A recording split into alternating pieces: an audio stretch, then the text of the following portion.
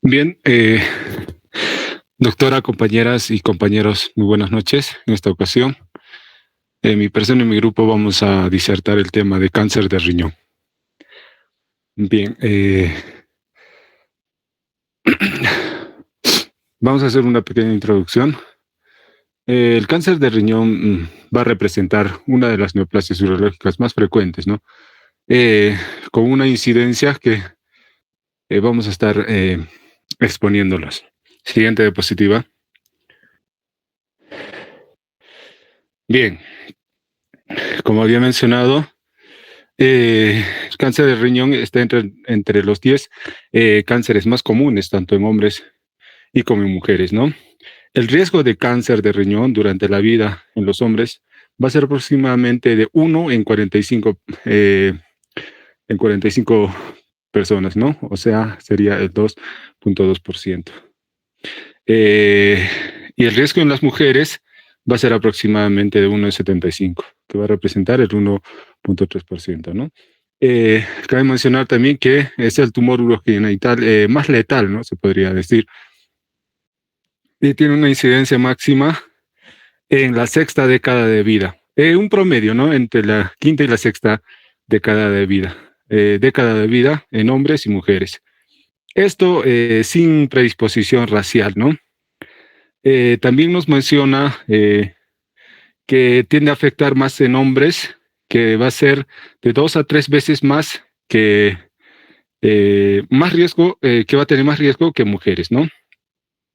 Además, según en Latinoamérica, es la cuarta región en cantidad de casos con una incidencia de 31.938 casos y 14.288 muertes por año, ¿no? Esto según la Globocam, que ha sido registrado en el año 2018.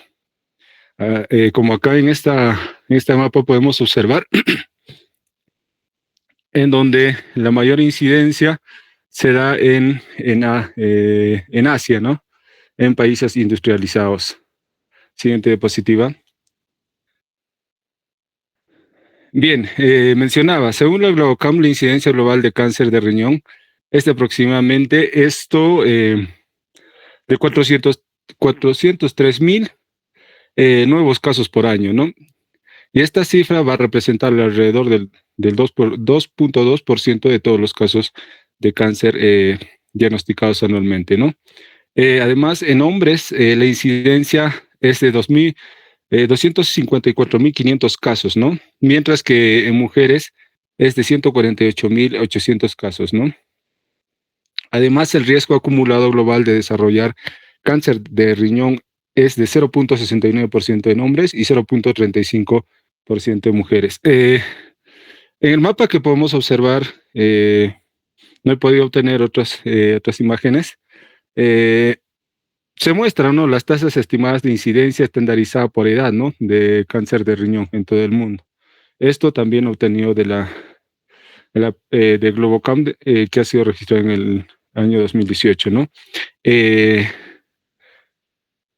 Bien, siguiente diapositiva. Y según estadística del Departamento de Epidemiología y Estadística de Cáncer del Instituto Nacional de Enfermedades Neoplásicas, que es el INEM, se ha reportado un total de 3.663 casos nuevos, ¿no?, de cáncer renal en los años del 2000 al 2017, ¿no? Como se puede observar ahí en la imagen eh, que lo he puesto. Y según la Organización Mundial de la Salud, se estima que en el año 2020 la incidencia mundial de cáncer de riñón fue de 431.288 casos y la mortalidad fue de 179.368. Este es el registro del INEM de los años del 2000 al 2017. Y como podemos observar en la última fila, los casos que se han dado, ¿no? Desde los años 2000 hasta el año 2019. Bien, doctora. Eso sería mi exposición, doctora.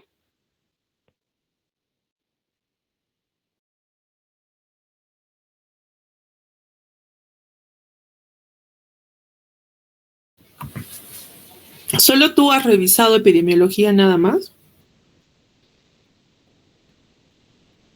Sí, doctora, me ¿Escuchas? pedí revisar epidemiología según el Globocam. Sí, doctora. El último reporte del Globocan es del 2022, no es del 2018. He Las encontrado anteriores, información, las doctora, hasta el anteriores 2. exposiciones han presentado Sí, del doctora. 2022. Algunas creo que han presentado hasta el 2020. 2018 ya no. Ya, continúa.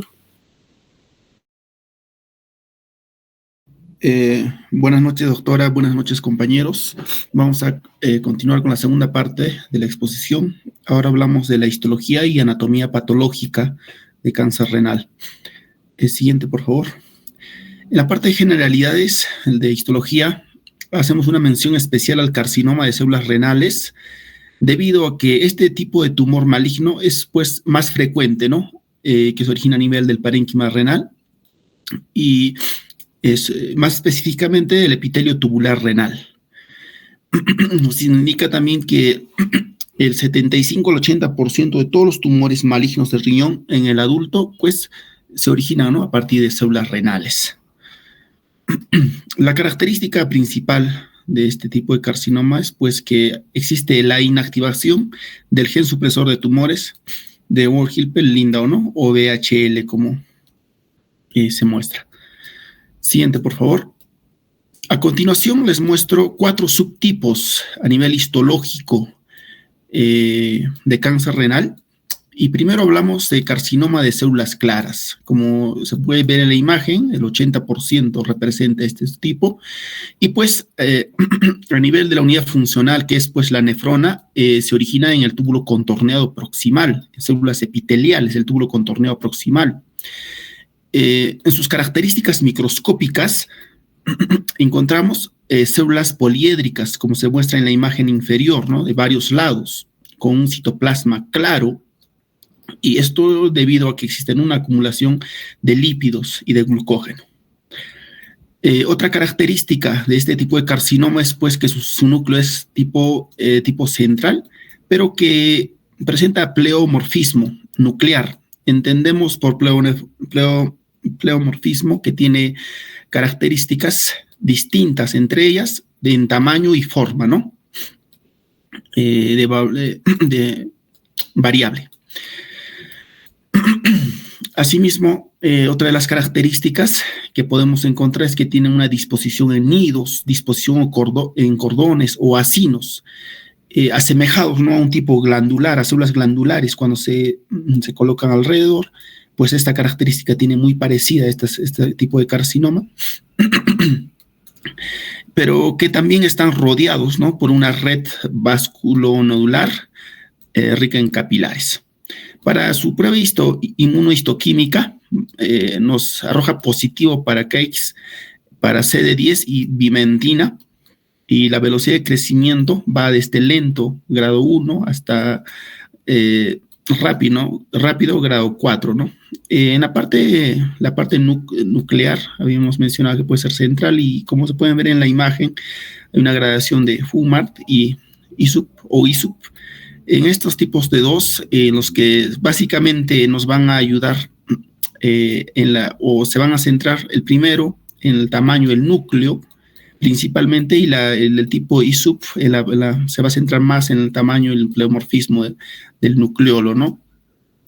Actualmente el de tipo ISUP es pues el que está reconocido por la OMS, y es una prueba, ¿no?, para que se pueda evaluar las características del núcleo celular. En la segunda parte hablamos de carcinoma papilar, que representa el 15% de todos los tipos de cáncer renal ubicados o originados por este tipo de células, y su origen está pues a nivel del túbulo contorneado distal, células epiteliales, ¿no?, de esta región de la nefrona. Y en la microscopía vamos a encontrar arquitectura papilar o túbulo papilar o digitiforme, ¿no? Como indican algunos textos, en forma de dedos, o una combinación a nivel que se asemeja a un túbulo y que se acompaña, ¿no? O en forma de dedos, como se muestra la imagen, también la parte inferior. Macroscópicamente, el tumor está bien delimitado y presenta una coloración blanco-grisácea, presentado típicamente necrosis central, ¿no? Y hemorragias frecuentes. Esto por su vascularización que lo acompaña, ¿no? O su alta vascularización acompañante. Dentro de las características, también vamos a encontrar un eje fibrovascular central, o sea, tejido fibroso que está acompañado por vasos sanguíneos y que estos están delimitados y cubiertos periféricamente, ¿no? Por células cúbicas o columnares. En algunos casos también hay presencia de cuerpos de samoma que se ven como estructuras calcificadas, ¿no? Y concéntricas. Esta característica tiene para el carcinoma papilar, en algunos casos, como nos indica, para su inmunohistoquímica, marcadores positivos para CK7, AMA-CR, CD10, ¿no? Positivo en todos estos. Asimismo, al carcinoma papilar lo vamos a dividir en dos, o lo podemos dividir, perdón, en dos subclases, en el de tipo 1 y el de tipo 2. En el de tipo 1 tienen características de que son células pequeñas, con un citoplasma claro o basófilo, o basófilo entendido como azulado, ¿no? En el tipo 1, y que son pues menos, que todavía se podrían controlar ¿no? en este tipo 1. Y en el tipo 2, que son células ya grandes con citoplasma eosinofílico o de coloración rosada, ¿no? Y que tienen un peor pronóstico. Estas dos subclases entonces tenemos para un carcinoma papilar. Siguiente, por favor. Para el siguiente, en los dos últimos subtipos histológicos, tenemos al carcinoma cromófobo y oncocitoma y el carcinoma, ¿no? De los conductos colectores. Si bien estos dos subtipos ya representan un porcentaje mucho menor a diferencia de los dos primeros en cuanto a su posible origen del cáncer renal, pero que se encuentra, ¿no? En la bibliografía. Hablando primero entonces del carcinoma cromófobo y oncocitoma, encontramos que representa un 5% y su origen está pues en las células intercaladas del túbulo colector. Cabe mencionar que estas células intercaladas de esta sección de la nefrona están vinculadas al equilibrio ácido-base, ¿no? Y en la microscopía podemos encontrar células grandes con citoplasma pálido y granular, membrana celular bien definida. Asimismo, en sus características del núcleo son irregulares con halos perinucleares y tiene una arquitectura trabecular o sólida a manera de placas, ¿no? Y el tumor se presenta como uno o más nódulos y tiene una superficie lobulada. Para su inmunohistoquímica, CD117 positivo, CK7 también positivo y E-caderina positivo. Hay un tipo de tinción hierro coloidal, como se muestra en el escrito en inglés, que también es positivo exclusivamente para este tipo de carcinoma, ¿no? Cromófobo. Y por último, hablamos del carcinoma de los conductos colectores, que representa el menos del 1%, y su origen se basa en el conducto de Bellini, ¿no? A nivel del parénquima renal. Tiene una microscopía, en su microscopía una arquitectura tubular, trabecular o glandular infiltrativa. Su característica, células que van a variar bastante en forma y tamaño a nivel nuclear, y tiene un alto índice mitótico de este tipo de carcinomas. También podemos encontrar presencia de canales irregulares revestidos por un epitelio altamente atípico con un aspecto de uña de caballo. A este nivel, el carcinoma de conductos colectores nos indica que es atípico debido a que se van a comportar de modo similar a un carcinoma de células transicionales de vejiga y de vías urinarias, ¿no? Y Otra de las características que le dota pues también, ¿no? Justamente es que tiene un alto tipo de división, de tipo mitótica en este caso. Marcadores positivos para este tipo de carcinoma: CK7 positivo, ULEX europeas aglutinina 1 positivo y EMA, ¿no? Positivo. Por último, hablamos de una variante sarcomatoide y del nefroblastoma o tumor de Wilms. En la variante sarcomatoide no se clasifica como un subtipo, sino como una variación que puede acompañar a los 4 subtipos que he mencionado. Este variante sarcomatoide define este nombre debido a que las células van a adoptar una forma fusiforme a manera, ¿no?, de fibras musculares, y que eso tiene un peor pronóstico, ¿no? Generalmente, como les mencionaba, puede acompañar a los 4 subtipos, en cualquiera de ellos podría estar presente, pero ya nos indica grados avanzados, ¿no?, de variación y de cambio de forma de las células. Y por último hablamos de un nefroblastoma o tumor de Wilms. Pues este nefroblastoma es pues más frecuente en la edad de la infancia, a nivel de exclusivamente entre 2 a 5 años, ¿no? Y que va a representar el 85%, ¿no?, de todos los casos de tumores renales, ¿no?, a nivel pediátrico. También nos indica que estos tienen un mejor pronóstico si se detectan a tiempo y que el tratamiento es muy favorable, ¿no?, de acuerdo al nivel en el cual se encuentre. Gracias, doctora, compañeros. Vamos a continuar con la siguiente clasificación de la exposición.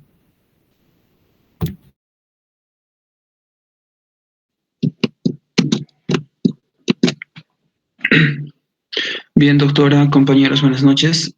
Continuando con la exposición, respecto a la biología molecular, vamos a hablar primero del papel central del gen VHL. Esta se va a presentar en la mayoría de los cánceres renales de células claras y se va a dar por una mutación o una inactivación del gen VHL o el von Hippel-Lindau. ¿En qué se va a caracterizar esta enfermedad, que es la enfermedad de von Hippel-Lindau? Primero va a causar un angioma de retina, un hemangioma del sistema nervioso central, y tercero va a causar lo que sería el cáncer renal de células claras. ¿Mediante qué mecanismo se va a dar estas interacciones? Debido a que este gen va a codificar una proteína llamada la proteína del VHL. La función de esta proteína va a ser inhibir lo que sería el factor inducible por hipoxia. ¿Y qué hace este factor inducible de hipoxia? Lo primero que va a hacer va a transcribir genes como son genes regulares de pH, de glucólisis, transportadores de glucosa, genes también que están encargados en la regulación del ciclo celular, de la quimiotaxis y de la apoptosis celular. Ahora, recordemos también que se tiene que recordar que este factor inducible por hipoxia tiene dos subunidades, la subunidad alfa y la subunidad beta.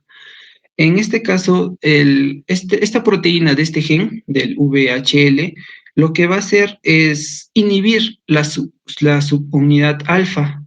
De esta manera, lo que va a causar al final va a ser una destrucción de esta y no se va a poder activar todos estos genes inducibles por hipoxia.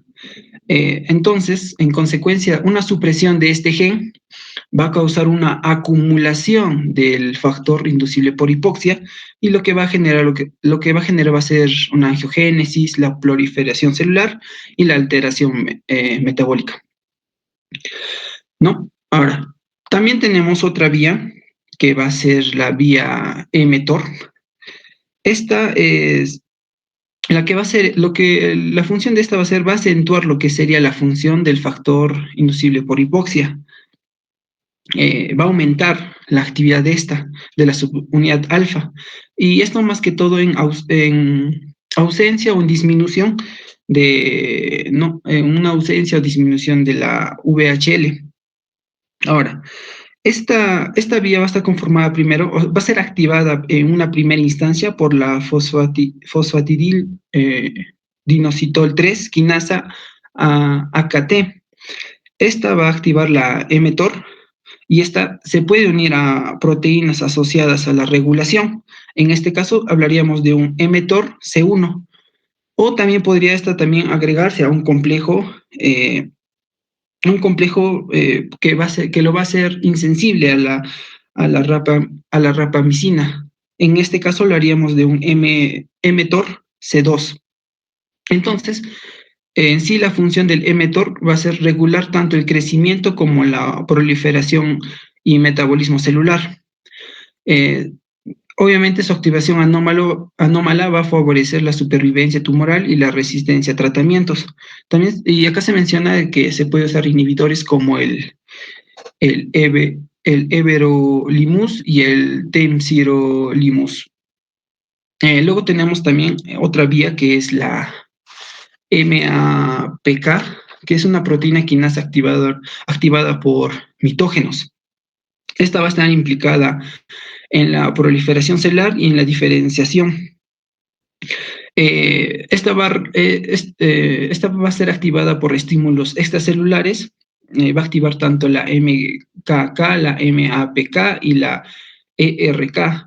Esta última, si tiene una activación sostenida, es un requisito para la angiogénesis. También existen otras dos vías, que son la vía NF-KB, que está encargada de la proliferación, la invasión a tejidos, la angiogénesis y la apoptosis. Y la vía NOX, que esta va a favorecer el crecimiento maligno. También tenemos algunas alteraciones genéticas. Las más frecuentes se van a dar de cáncer renal de células claras, va a ser la enfermedad de la alteración del gen VHL, que va a estar inactivado aproximadamente en el 90% de los casos.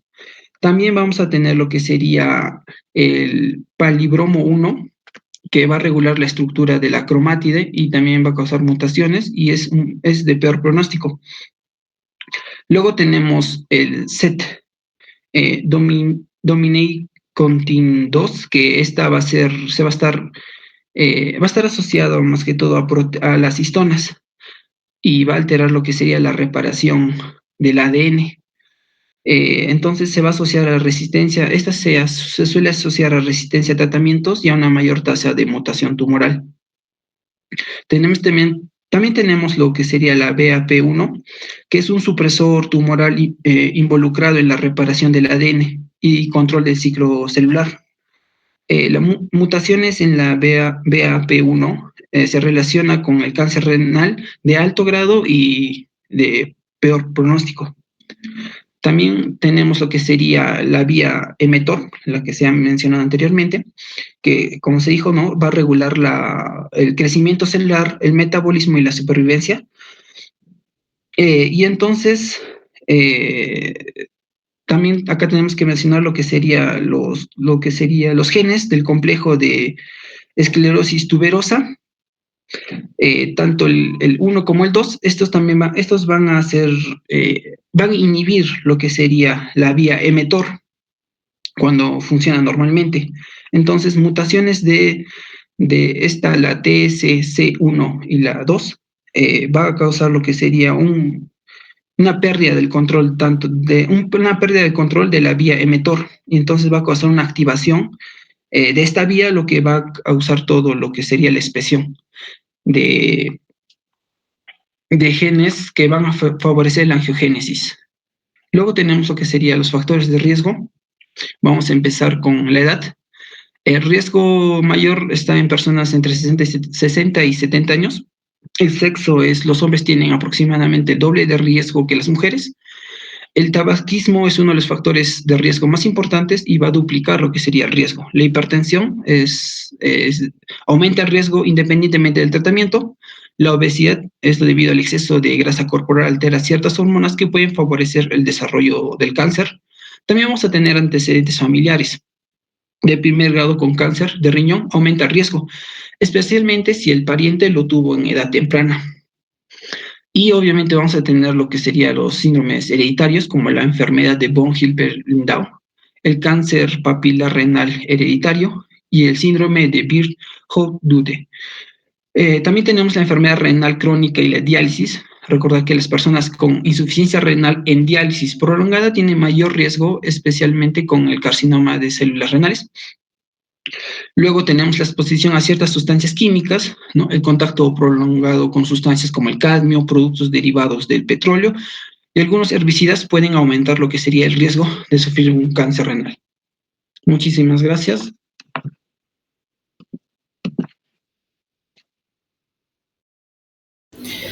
Bien, continuando con la exposición, vamos a hablar ahora acerca de la clínica del cáncer renal. Siguiente, por favor.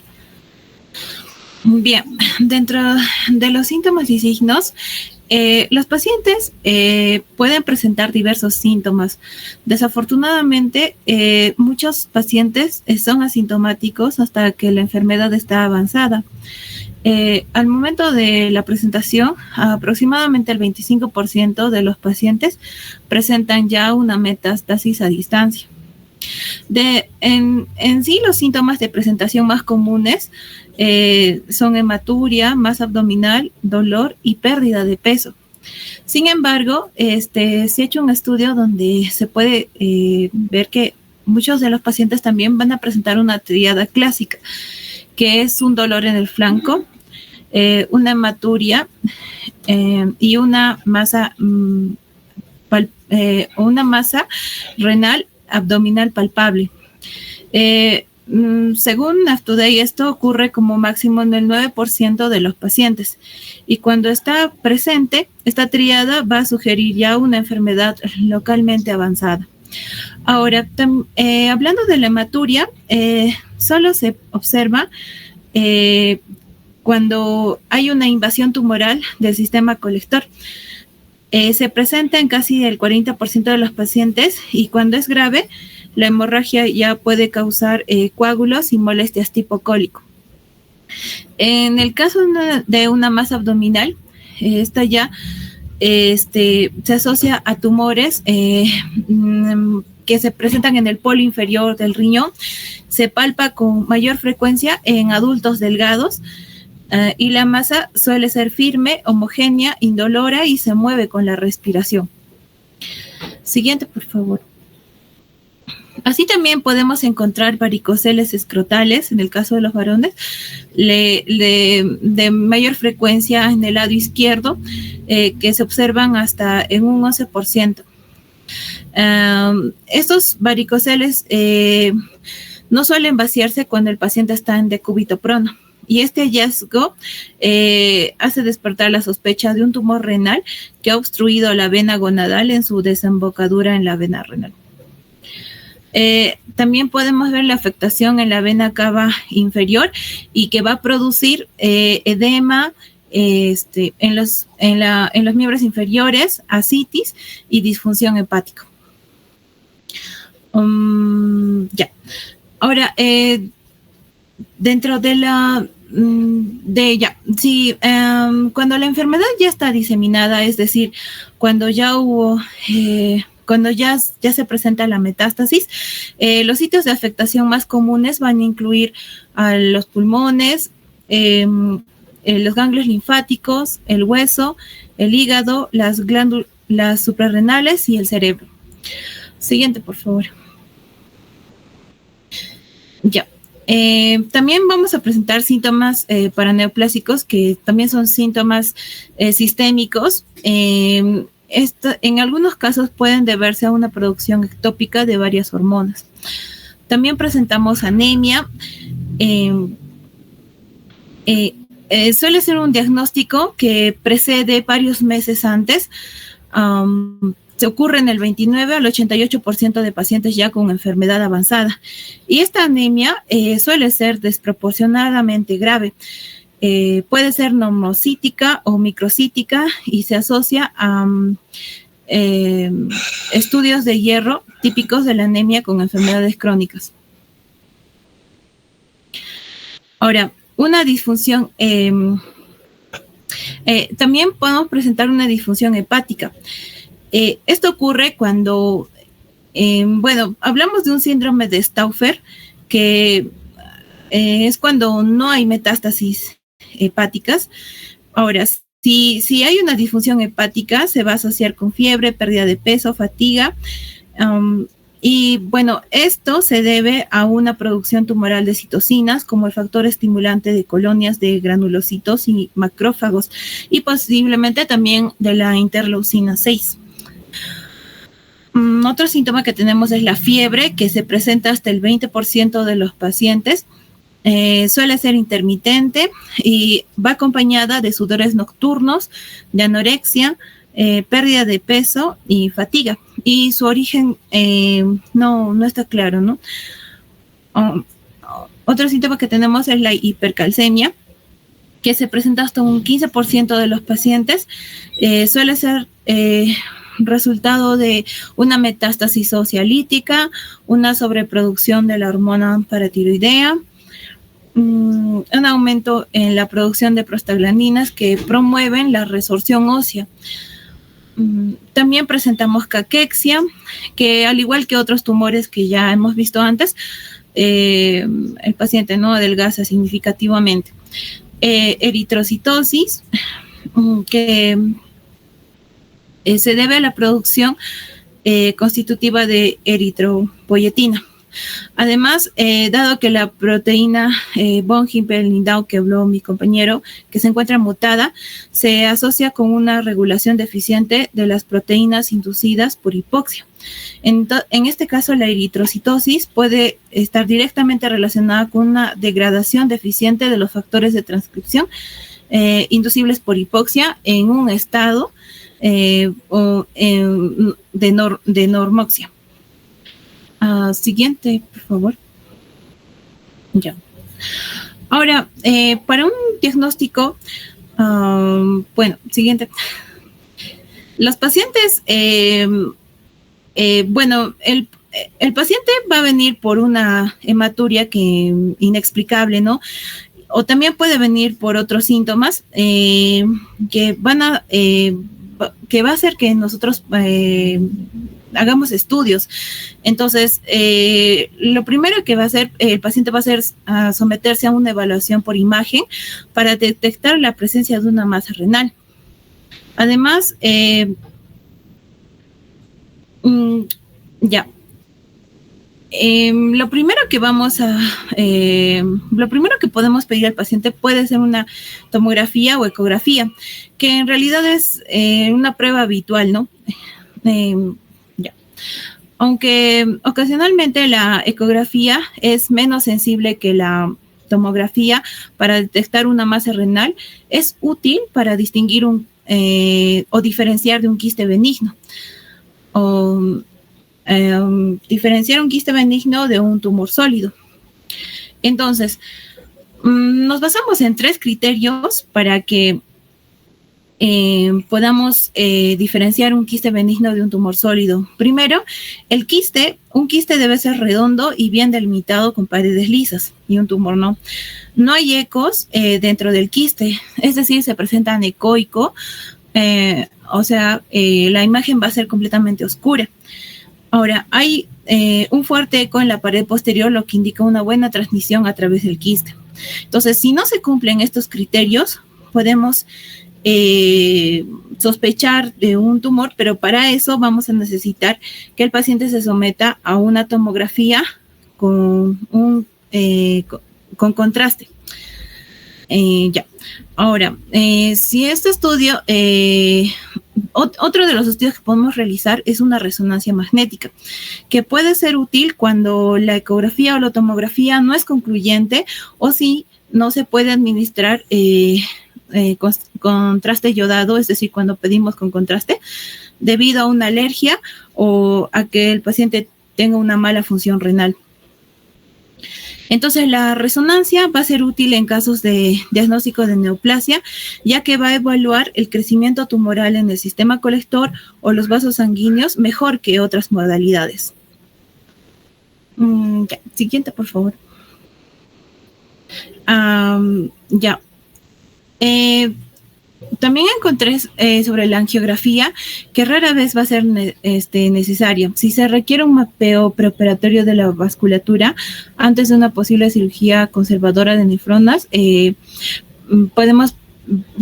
preferible una angiografía por tomografía o resonancia. También otro estudio que nos sugiere son biomarcadores P, K y M1, que este biomarcador es expresado por el carcinoma de células renales de células claras y papilares. Y estudios sugieren que puede utilizarse para distinguir de este tipo de carcinoma de masas renales benignas y que niveles elevados de este biomarcador antes de una nefrenectomía se asocian a un empeoramiento de la supervivencia libre de metástasis y la supervivencia global. Siguiente, por favor.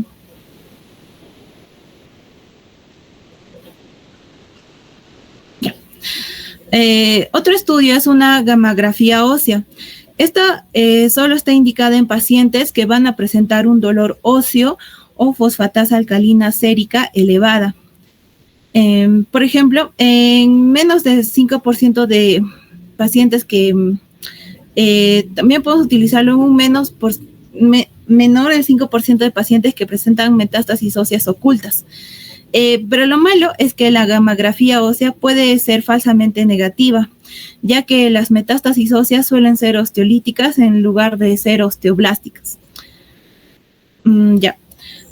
Otro estudio es una tomografía, una radiografía de tórax. Esta es útil para evaluar la presencia de metástasis en ganglios linfáticos pulmonares o mediastínicos. Y otro estudio también tenemos la tomografía por emisión de protones, que se presenta con una alta sensibilidad y especificidad para la lesión primaria. Pero si bien la tomografía con fluorodesoxiglucosa suele ser más sensible que la gammagrafía con radionúclidos para la detección de metástasis óseas, sin embargo, es costosa y su uso es limitado para estadificar, ¿no?, rutinariamente la masa. Bien, ahora hablando de los diagnósticos de tejidos, es importante tras una nefrenectomía parcial o completa, es decir, en un estudio de biopsia, tenemos que estadificar, ¿no?, la patología del tumor, es decir, en la clasificación TNM. Entonces, para esto, siguiente, por favor. Aquí tenemos una clasificación para el cáncer renal, como podemos ver en la imagen, según la clasificación del tumor primario. En una clasificación TX es cuando no se puede evaluar el tumor primario. En una T0 cuando no hay evidencia de tumor primario. En una T1 cuando el tumor es menor a 7 centímetros, y así. En una T2 cuando ya es mayor a 7 centímetros. En una T3 es cuando el tumor se extiende a las venas principales o a los tejidos perinefríticos, pero no a la glándula suprarrenal ipsilateral. Y una T4 es ya cuando el tumor invade más allá de la fascia de Gerota, incluida la extensión contigua a la glándula suprarrenal ipsilateral. Siguiente, por favor. Del mismo modo, también tenemos la clasificación de los ganglios linfáticos regionales en N. NX es cuando no lo podemos evaluar, N0 cuando no presenta metástasis y N1 cuando ya hay metástasis en ganglios linfáticos regionales. Y M para metástasis a distancia, donde M0 es sin metástasis a distancia y M1 con metástasis a distancia. Como pueden ver en el cuadro, una vez clasificado TN y M, podemos estadificar, ¿no?, en el estadio 1 hasta el 4. Siguiente, por favor. Bien, Y en cuanto al cribado, el cribado, si ya lo hemos visto anteriormente, es el tamizaje o el screening que se realiza a personas que no presentan síntomas con el fin de detectar en este caso un cáncer en sus etapas iniciales. Pero sin embargo, en el caso del cáncer renal, no se recomienda en personas asintomáticas debido a la baja prevalencia, ¿no?, en la población general. Sin embargo, las personas con alto riesgo deben someterse a un seguimiento periódico con una ecografía abdominal, una tomografía computarizada, una resonancia para detectar la enfermedad en sus etapas iniciales. ¿Quiénes son candidatos? Van a ser personas que tengan afecciones hereditarias asociadas con mayor incidencia, una enfermedad renal terminal, antecedentes familiares significativos y aquellos que ya han tenido una irradiación renal previa. Siguiente, por favor. Allá. Dentro del pronóstico, bueno, los estudios indican que si se realiza una terapia efectiva, hay mayores tasas de supervivencia, pero bien, los hay factores asociados con una peor supervivencia. Bueno, según el cuadro que encontré de Karnofsky, en la escala de Karnofsky, nos dice, ¿no?, que ya, hay pacientes, ya. Hay pacientes que, o sea, hay pacientes que no presentan quejas y no tienen la evidencia de enfermedad. Hay otros que están capaces de realizar, o sea, pueden realizar sus actividades normalmente, pero con síntomas o signos menores de enfermedad. Y hay pacientes que tienen una actividad normal con esfuerzo y algunos signos o síntomas leves, ¿no?, de enfermedad. Entonces, ellos no necesitan cuidados especiales. Pero hay pacientes que se cuidan a sí mismos, son incapaces de llevar a cabo una actividad normal o de realizar un trabajo activo. Otros que requieren una asistencia ocasional y otros que requieren una asistencia considerable. Entonces, estos pacientes no pueden trabajar, pueden vivir en casa, cuidar la mayoría de sus necesidades personales y necesitan diversos grados de asistencia. También hay pacientes ya completamente discapacitados y hasta incluso moribundos, o sea que la enfermedad progresa muy rápido. En este caso, estos pacientes son incapaces de cuidar de sí mismos, requieren la atención ya de una institución o un hospital y la enfermedad va progresando rápidamente, ¿no? En este caso es el estado funcional de Karnofsky. El otro factor es el tiempo desde el diagnóstico original hasta el inicio de la terapia dirigida, que es menor a 1 año. También otro de los pronósticos, otro de los factores que afecta el pronóstico es la hemoglobina inferior al límite inferior de lo normal. También el calcio sérico mayor que el límite superior de lo normal. Y el recuento de neutrófilos mayor que el límite superior de lo normal, y también el recuento de plaquetas mayor que el límite superior de lo normal. Bien, doctora, compañeros, gracias.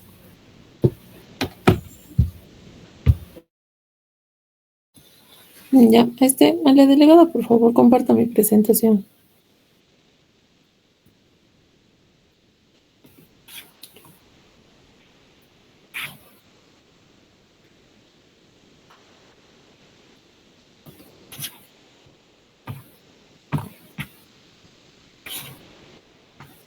A ver, espérate un rato.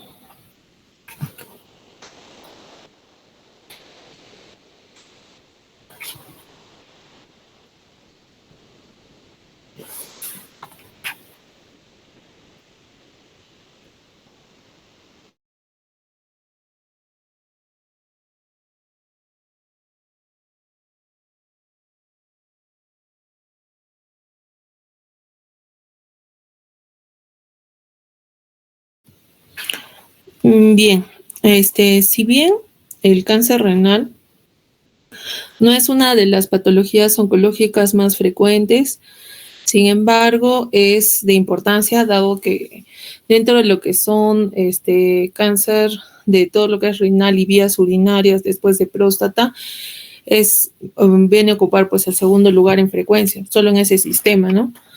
pero a nivel mundial, vas corriendo las diapositivas.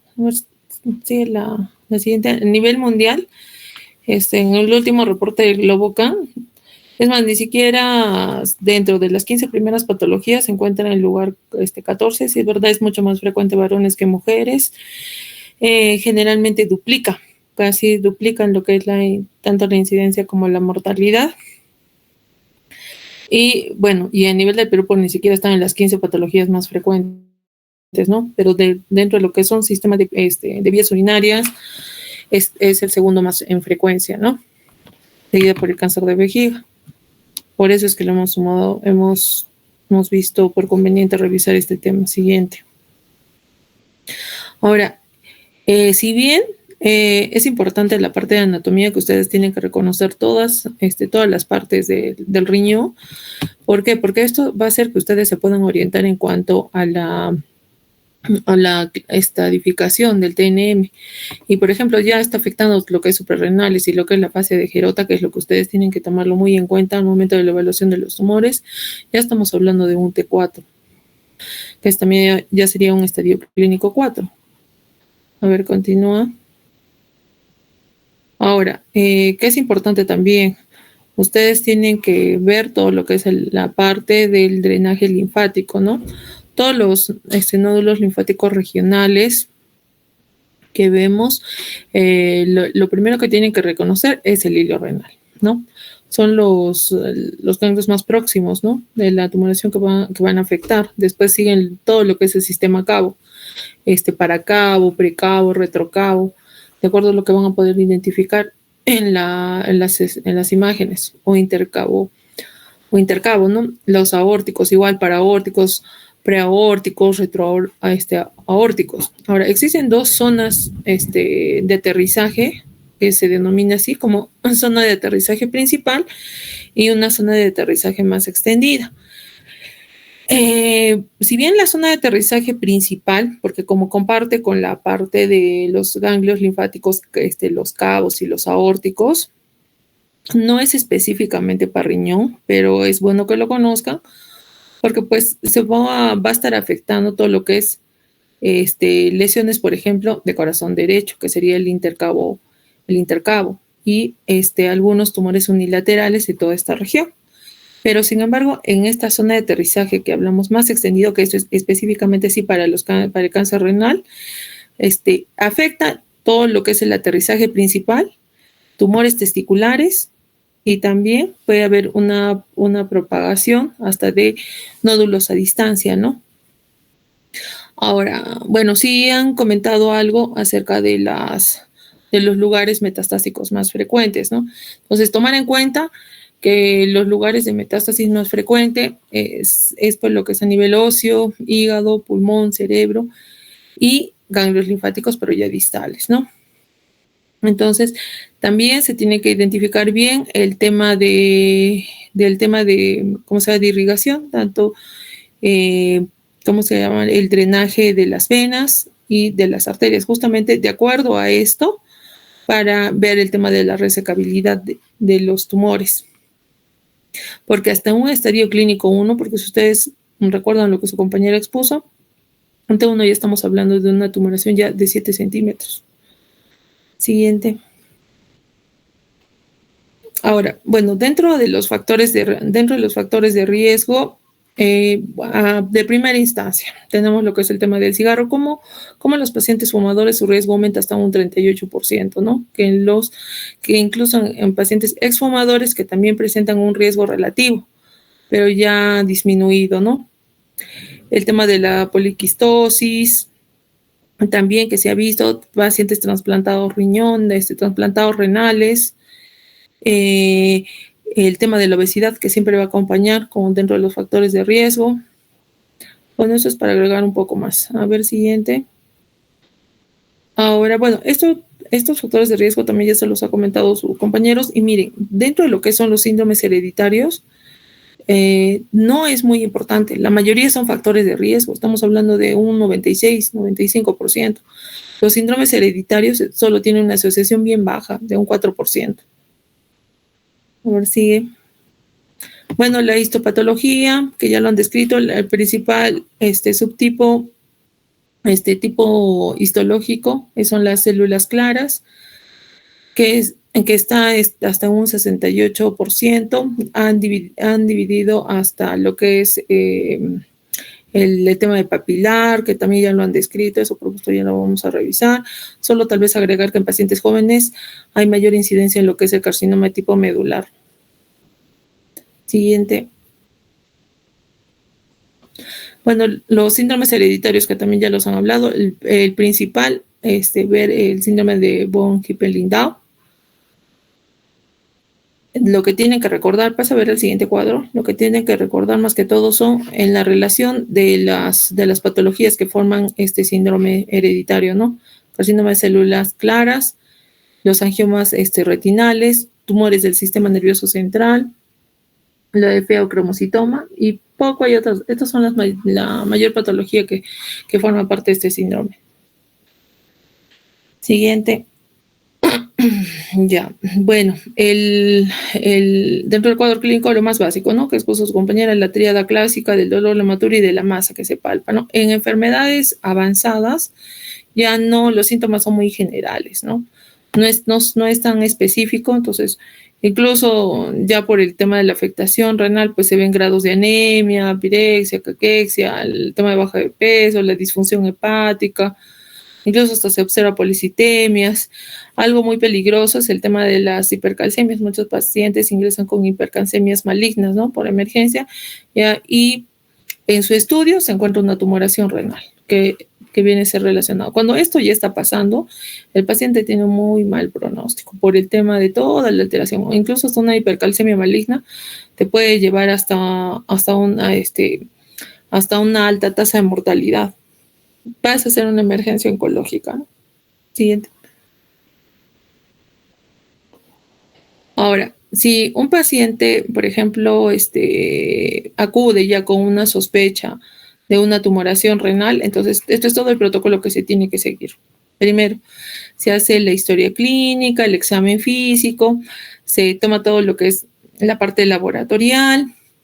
Se tiene que, si bien no existe un marcador tumoral específico para cáncer renal, dentro de ellos la guía es muy específica, ¿no? Miren, también ver el tema de DHL. ¿Por qué también el DHL? Porque entra dentro de lo que son los factores pronósticos, que su compañera al final lo comentó. Y bueno, dentro de lo que es laboratorio, que también en los factores pronósticos como la hemoglobina, el calcio, todo, ¿no? Entonces, por eso es que también te aclara que no solo es el panel laboratorial para ver, sino además agrega y especifica la DHL. El examen de orina, el examen imaginológico de la parte comprometida, que si bien puede ser una tomografía contrastada, puede ser una resonancia. Resonancia en aquellos pacientes que tienen problemas renales y que no se les puede tomar estudios contrastados, entonces se puede ampliar una resonancia sin contraste para una mejor visualización. Entonces pueden ser cualquiera de las dos, una tomografía de tórax de preferencia. Menciona una radiografía, si bien más que todo por el tema de que si no es accesible, más que todo en ese sentido, pero siempre se va a preferir a un estudio contrastado a una tomografía, como también lo menciona la guía, pero estudios de extensión deben tener. Luego, lo que es la gammagrafía ósea, que lo han mencionado, si hay sintomatología cerebral, porque también es uno de los lugares frecuentes en lo que hace metástasis, se tiene que tomar una resonancia cerebral. Pocos son los pacientes, no es de preferencia hacer biopsias renales, pero se considera en algunos casos. Ahora, luego, también si existe una tumoración a nivel urotelial, en caso de otro tipo de carcinomas, también puede hacerse citología del estudio del líquido. Se puede hacer las cistoscopías, ureterocistoscopías, biopsias percutáneas. Eso es un poco discutible. No, la mayoría de los pacientes van de frente a cirugía. Estudios de extensión, se evalúa el estadio clínico y y parten a lo que son cirugías, como está explicado acá. Y bueno, parte de la historia familiar, que siempre se hace un estudio genético, ¿no? Más que todo por los síndromes hereditarios, que justamente eso se pregunta, ¿no? En el tema de los antecedentes familiares. Esto es la evaluación completa que se tiene que hacer ante una sospecha de una tumoración renal. Una vez que tengamos todos estos estudios de extensión, se estadifica el paciente. Entonces, es muy sencilla la estadificación, porque suficiente que es un T1 A o B, estadio 1. T2, estadio 2. T3, estadio 3. T4, estadio 4. Entonces, como para que no se puedan perder. El NM ya va acompañando. Entonces, miren, si ustedes pueden evaluar en el cuadro, ya en un estadio clínico 1A, ya tiene múltiples opciones de tratamiento, ¿no? Se pueden hacer unas nefrectomías parciales, técnicas ablativas, solo se puede hacer una vigilancia o hasta se puede optar por una nefrectomía radical en algunos pacientes. Entonces, son cualquiera, incluso hasta vigilancia se puede dar. Pero esto es muy, muy controversial en los pacientes. Y se ve, ya, bueno, en la parte de la vigilancia, pues ya a los 3 meses, a los 6 meses, conforme hasta que haya una progresión de enfermedad. Su tasa de multiplicación es muy lenta. También depende del grado histológico del paciente. Un T1B, también en caso de algunos pacientes, mira, si se dan cuenta, se sigue optando por la vigilancia. Ya desde un grado, pasa al siguiente, desde un estadio clínico 2 y 3, dependiendo de la histología, ¿no? Entonces parten. Ya el tema es quirúrgico, miren, si ustedes pueden evaluar tanto para estadio clínico 2 como para estadio clínico 3. Una nefrectomía parcial o nefrectomía radical, en ambos. Y de ahí parte la histología. Entonces se tiene que dividir en células claras o no células claras. Y de acuerdo a esto para vigilar. Si es no células claras, en ambos estadios, miren, únicamente es vigilancia o incluso pueden ser algunos estudios clínicos. Ahora, pero si es células claras, que es el más frecuente, puede ir dependiendo del reporte anatomopatológico. Si no ha quedado enfermedad, van a vigilancia, no tienen un grado histológico alto, es un grado 1, no hay no ha quedado enfermedad o microenfermedad, se pasa a vigilancia, por más de que sean células claras, o también se puede hacer, también forma parte, miren, de una categoría 1, empezar anticuerpo monoclonal. Esto estamos hablando en estadio clínico 2 y 3, únicamente menciona la guía con pembrolizumab. Y de ahí tu paciente pasa a vigilancia, tanto en ambos casos. Entonces, ya para un estadio clínico 4, no metastásico, ya es totalmente diferente el tratamiento, ¿no? Continúa el siguiente cuadro. En un estadio clínico 4, ya vemos, miren, T4. Por eso les digo, al menos en esta clasificación del TNM, no se pueden perder. Va con el T. Entonces, se evalúan si es un M0 o un M1. M0, que no hay enfermedad a distancia. M1, que hay enfermedad a distancia. Entonces, ven potenciabilidad de resecabilidad o si es irresecable. Si es resecable, pues definitivamente una nefrectomía radical. Y nuevamente regresamos a lo mismo. Clasificar de tipo células claras, no tipo de células claras. Y de acuerdo a eso, continuar con la guía. Pero si por el contrario es una lesión irresecable, hay que hacer un estudio del tejido. Ahora, paciente igual M1 también se tiene que valorar. Si es un paciente, si bien puede ser un M1, es muy diferente que tenga una enfermedad a distancia con una sola lesión, que esté en órgano sólido, o que tenga varias lesiones, así sea órgano sólido. Entonces, todo esto se tiene que ver. ¿Por qué? Porque también se puede considerar lo que son las metastasectomías. Entonces, todo eso se tiene que valorar. Y evidentemente, por eso les digo, en su mayoría no se hace biopsia. Los pacientes van a cirugía. Entonces, ya se ve el grado de invasión. Entonces, en este caso de los pacientes con cáncer renal, se tiene que hacer un buen estadiaje, porque se parte con la cirugía. Entonces, para hacer nefrectomías parciales o totales, ¿no? Y de acuerdo a eso, si se dan cuenta, recién se clasifica por histología para ver el tema del tratamiento, ¿no? Siguiente. Ahora, dentro de lo que es el tratamiento en sí, lo primero que se tiene que evaluar son los riesgos. Entonces, estamos hablando de pacientes estadio clínico 4 para evaluar el riesgo. Si estos, ahora, son dos modelos de factores de riesgo que evaluamos en los pacientes. El más simple, el más utilizado es el primero, ¿no? Entonces, vemos, por ejemplo, los clasificamos en 3 grupos, ¿no? De un bajo riesgo, un intermedio y un pobre riesgo, ¿no? Un riesgo muy alto. Entonces, de acuerdo, y todos estos factores suman un punto. Entonces, se tiene que ver. Si evidentemente no hay ningún factor, pues es un bajo riesgo. Estos pacientes, y una vez que tenemos identificado esto, la guía te dice qué es lo que tienes que dar para cada paciente.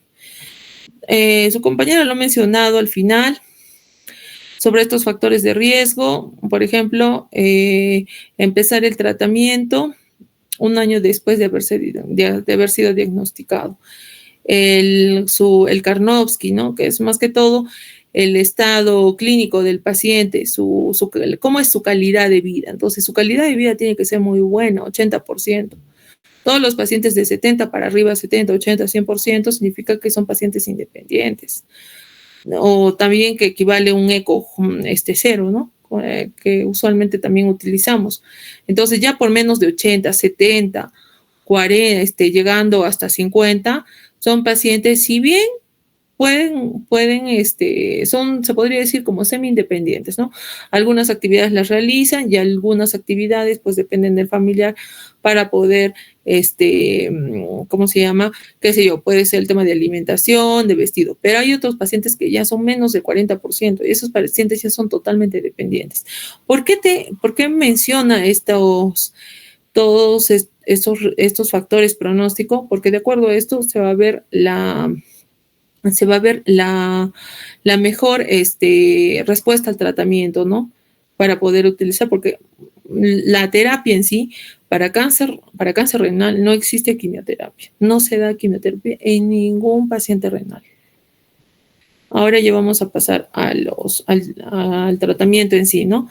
DHL, como les mencionaba, la guía, por ejemplo, dentro de lo que es la evaluación inicial desde la masa, que ya la sospecha, ya te pide que sí o sí, desde el inicio tiene que tener DHL. ¿Por qué? Porque igual entra parte de los factores pronósticos para determinar qué grupo es y qué tratamiento se le va a dar. El tema del calcio elevado por valor del nivel normal, el tema de la hemoglobina por debajo del nivel normal. Ya en los otros criterios internacionales, que también este es un poco más ampliado, ¿no? A diferencia del primero, que considera lo que es el tema de la neutrofilia y de lo que son las plaquetas, ¿no? Que es algo ampliado, pero en sí, uno más sencillo para manejar, se recomienda el primero. Una vez que tengamos y ya definamos de nuestros pacientes qué grupo de riesgo es, entonces no olvidar, bajo riesgo no tiene ningún factor. Intermedio, 1 a 2 factores pronósticos. Y ya un pobre riesgo, un paciente que va a ir mal, pues 3 a más, ¿no? Entonces ya tenemos la puntuación del paciente, continúa, y lo clasificamos en qué grupo va a pertenecer. Una siguiente diapositiva. Entonces, miren, esta evaluación de los factores de riesgo únicamente es en pacientes estadio clínico 4.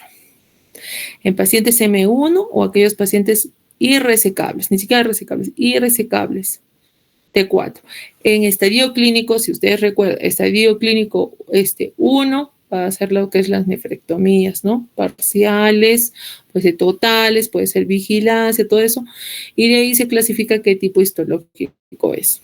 Y finalmente, pues 1, 2 o 3, 2 o 3 es que el anticuerpo monoclonal, dependiendo de qué patología es, si son de células claras, como terapia adyuvante. Únicamente anticuerpo monoclonal. No menciona ninguno de estos medicamentos. O sea, es decir, los factores de riesgo, ¿para qué es? Estadio clínico 4. Y ver, si tu paciente, es decir, tiene un riesgo favorable, o sea, esto es el bajo, ¿no? No tiene ningún factor de riesgo.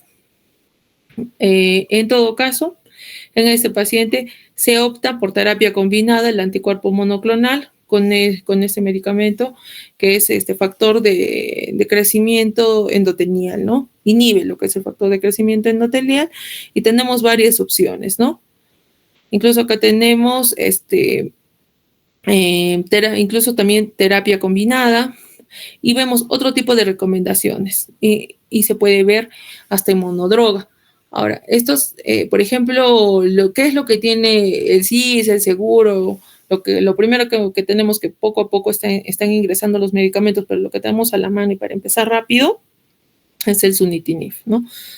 Un inhibidor tirosina quinasa. Entonces, este medicamento lo tiene el CIS y lo tiene el seguro en el Perú. Esto no lo restringe, ¿no? Como inicialmente, pues, te pedían, porque depende de qué hospital te piden criterios para hasta comprar el medicamento. Pero ahora está entrando ipilimumab con nivolumab en salud. Entonces, y está pues como uno de los regímenes de preferencia, ¿no? De tratamientos de preferencia. Y esto es pues en casos de ciertas circunstancias, que nosotros no tenemos estos medicamentos a la mano, todos, ¿no? En la parte privada está. Entonces, son medicamentos de muy alto costo. Ahora, aquellos pacientes que tienen un pobre pronóstico, ¿no? Es decir, que tienen ya factores de riesgo mayor a entre 1, 2 y 3, ¿no? O más, dependiendo si utilizan la escala internacional. Entonces ya cambia, pero si ustedes pueden valorar, dentro aumenta lo que es en categoría 1, ¿no? Es similar acá, pero miren, pueden ver que categoría 1 tenemos una opción más. Si bien no tomaba en cuenta al ipilimumab como el nivolumab, pero acá ya lo coloca como categoría 1. Y también en monoterapia, ¿no? Entonces, eso también pueden hablar. Entonces, para no complicarse, ¿qué es lo que tienen a la mano? Sunitinib. Y empiezan con eso el tratamiento. Y de acuerdo a eso, no se da quimioterapia en ningún hospital del Perú. No existe ni del mundo, en ninguna parte. Ya no se da. Y si no se cuenta con el medicamento, lamentablemente el paciente solo pasa a manejo paliativo. ¿Por qué? Solo daríamos toxicidad. Ningún paciente con cáncer renal se da quimioterapia. Ya no existe eso. Bueno, eso es primera línea para pacientes con histología de células claras. Pasa al siguiente. Y en este cuadro es el mismo, igual con factores de... Miren, en este cuadro vemos el otro grupo, ¿no? Que veíamos, células claras y no células claras. Y cada uno tiene sus subtipos frecuentes. No células claras, ni siquiera te menciona el tema de factores de riesgo. Simplemente te dicen cuáles son las primeras opciones de tratamiento, si hay progresión de enfermedad, otras opciones, inmunoterapia, terapia combinada, todo. Y como pueden evaluar, ninguno tiene quimioterapia. No existe quimioterapia para el cáncer renal. Siguiente, creo que con eso ya terminamos. Vamos a ver. Sí. Ya que no compartió y ya. A ver, regresa un rato a la parte de los factores de riesgo. Creo que no nos hemos saltado el cuadro de la... ¿Dónde está? No aparece. Ya, bueno. Era más que todo para ver de los factores de riesgo. Cuando tenemos los factores de riesgo, vemos el cuadro de supervivencia. Creo que eso no aparece, ¿no? Qué raro. A ver, vamos a ver. Si no, les voy a tomar una captura de pantalla y se los paso al grupo. Creo que no está.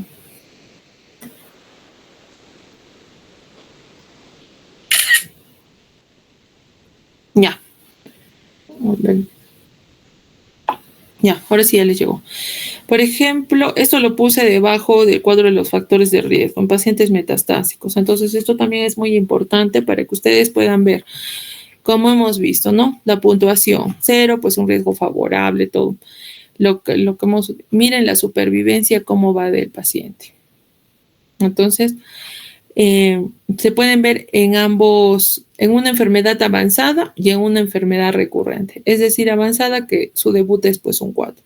Y en una enfermedad recurrente que el paciente ya se ha curado y nuevamente regresa a la enfermedad, ¿no? Entonces, es muy diferente el grado de supervivencia para cada uno. Para riesgo favorable debut, miren, la supervivencia es hasta 22 meses. Estamos hablando de un año.